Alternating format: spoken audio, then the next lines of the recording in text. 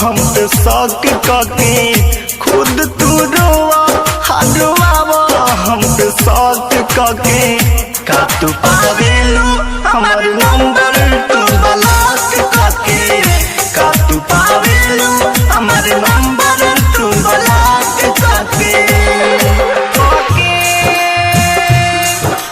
DJ मिट्ठू कोके कोके छोड़ देवेलू हमारे बान अकबाक काके छोड़ देवेलू हमारे बान अकबाक काके का तू पावेलू हमारे नंबर तू ब्लॉक काके का तू पावेलू हमारे नंबर तू ब्लॉक काके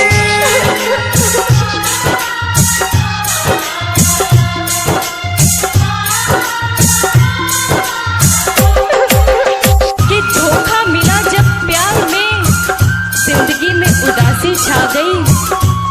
धोखा मिला जब प्यार में जिंदगी में उदासी छा गई। सोचा था छोड़ देंगे इस राह को। डीजे मिट्ठू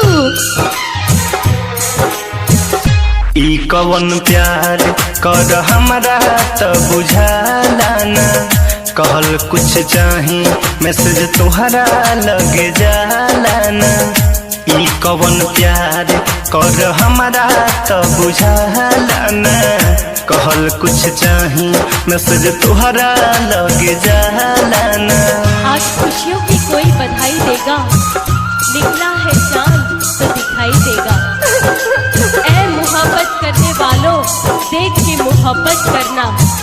एक आंसू भी गिरा तो सुनाई देगा। डीजे मिट्ठू दिल में हमारा तयागी तू लगा देलू नींद न आवे तू तरात भजगा देलू रुक जाई सांस कहियो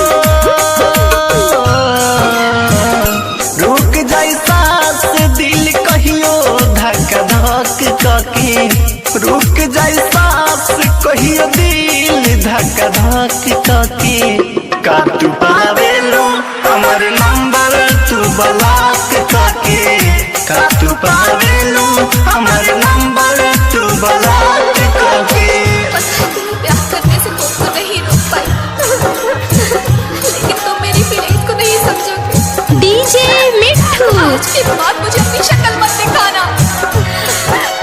But I love you। हर दम अखिया तनी हादेला मोबाइल पर होला उदास जब न लौका प्रोफाइल पर हर दम अखिया तनी हादेला मोबाइल पर होला उदास जब न लौका प्रोफाइल पर आज खुशियों की कोई बधाई देगा। निकला है चांद तो दिखाई देगा। ऐ मोहब्बत करने वालों देख के मोहब्बत करना।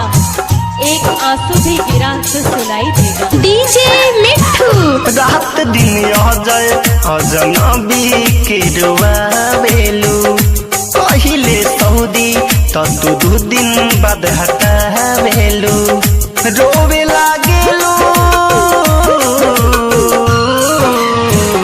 रोवे लागेलू हमसे गले लगी हक ककी रोवे लागेलू हमसे गले लगी हक ककी का तू पावेलू हमार नंबर तू ब्लॉक करके का तू पावेलू हमार नंबर तू ब्लॉक करके छोड़ देवेलू हमारे बान अकबाक करके छोड़ देवेलू हमारे बान अकबाक करके का तू पावेलू